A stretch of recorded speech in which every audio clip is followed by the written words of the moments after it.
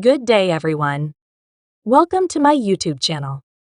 In the sparkling domain of Hollywood, where fame and richness have an impact, not many names sparkle as brilliantly as the unique Leela had a realistic, illuminating presence whose ability exceeded all rational limitations.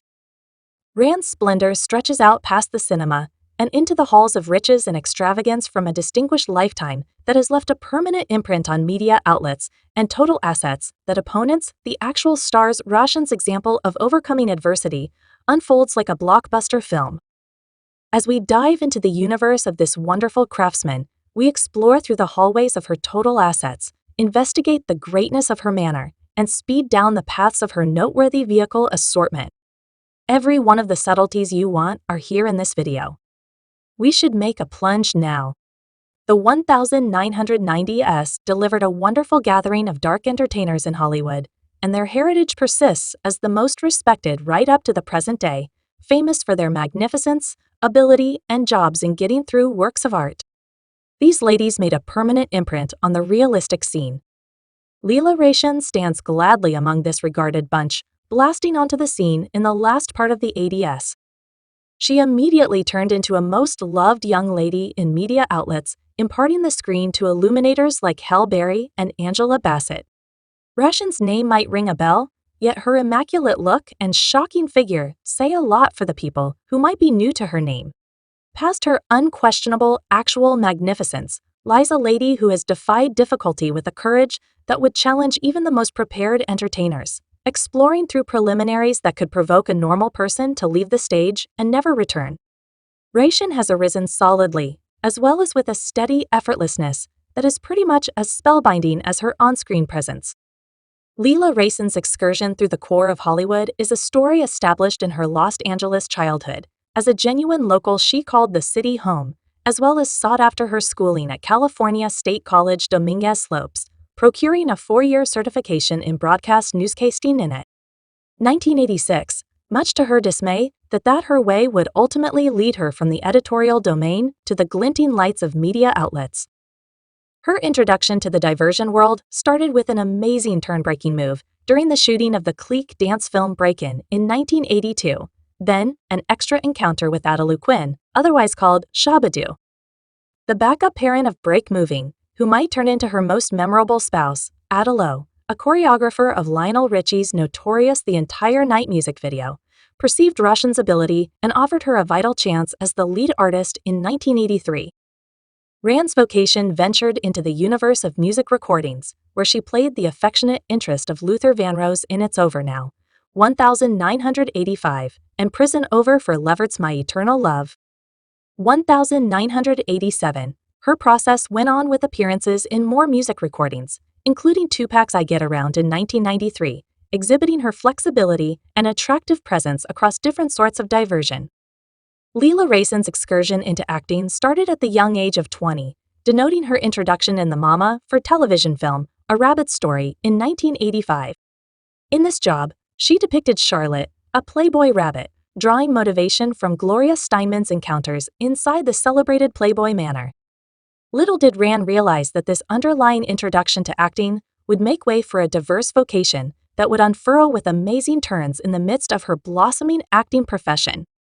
Rochon's flexibility radiated through, as she at the same time adjusted jobs in music recordings and television films, all while exploring the scene of the scholarly community.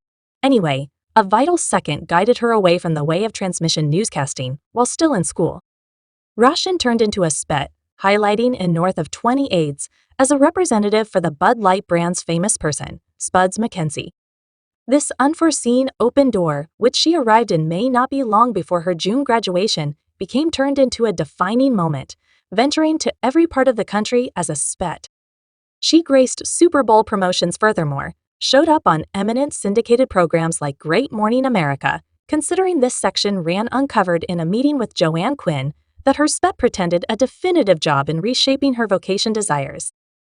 She commented when I graduated, I calculated my foot was in the entryway in the stage I had similarly as quite a bit of a possibility turning into an entertainer as a reporter, so I recently continued to seek after that. Lela Rochon set out on her Element film excursion with the 1986 dark double-dealing film foxtrot offering the screen to the unbelievable Fred Williamson. Anyway, it was her appearance in The Cosby Show in 1987 that she thinks of her as cutting-edge second, given a role as Veronica. A youthful, pregnant companion of Denise Huxell Rand's depiction denoted the start of what might turn into a productive vocation in TV as she kept on transforming different television programs. She anticipated what she considered her debut huge movie job. This anticipated second shows up with Harlem Nights' Eddie Murphy's sole executive endeavor, In This Religion Exemplary, where Murphy and Richard earlier played club proprietors trapped with a neighborhood group. Rand's personality Daylight assumed a crucial role as a young lady enrolled by the team to occupy the resistance. Rand ended up among industry monsters like Red Fox and Ella Reese. Pondering this achievement in a meeting, Rand communicated the difficulties of her most memorable significant film job, saying it was exceptionally startling and my most memorable break there in the film, and Eddie's film appeared to certainly stand out, so it was somewhat great just to be tossed out there. This sincere confirmation gives a brief look into the weakness and fervor that went with Rochon's entrance into the universe of Element Films. Lela Rochon's direction in the realm of film kept on rising after the progress of Param Nights, which earned a faltering $95 million against a $30 million spending plan. Following this win-run ended up in the energetic universe of TV outstandingly in a 1,991 episode of The New Ruler of Bel-Air by Will Smith.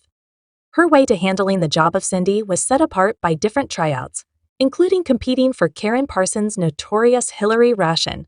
Considering the cycle with the Indianapolis Recorder shared, I was still sort of entranced with the job of Hillary. For what reason didn't I get that part?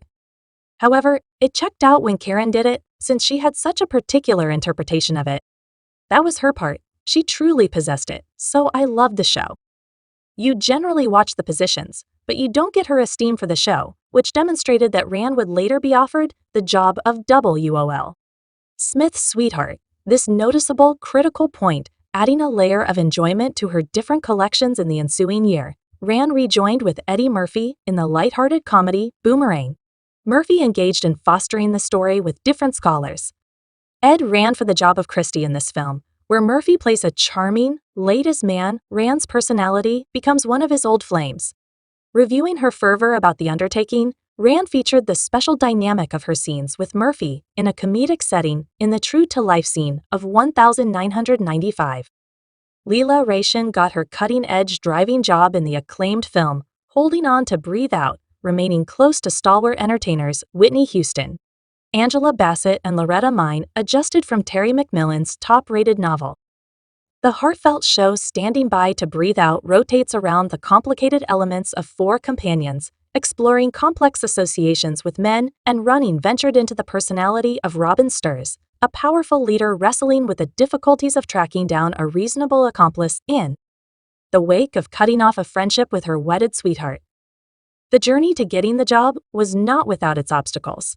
At first, she thought she was not sufficiently conspicuous to try out, but she displayed her deflection and energy for the person in a convincing record imparted to Oprah Winfrey. She uncovered the lengths she went to for the open door. I had a truly difficult time being seen for the part where I was unable to get a tryout. I composed a letter to Woodland. I hefted around an envelope that said, "Breathe out."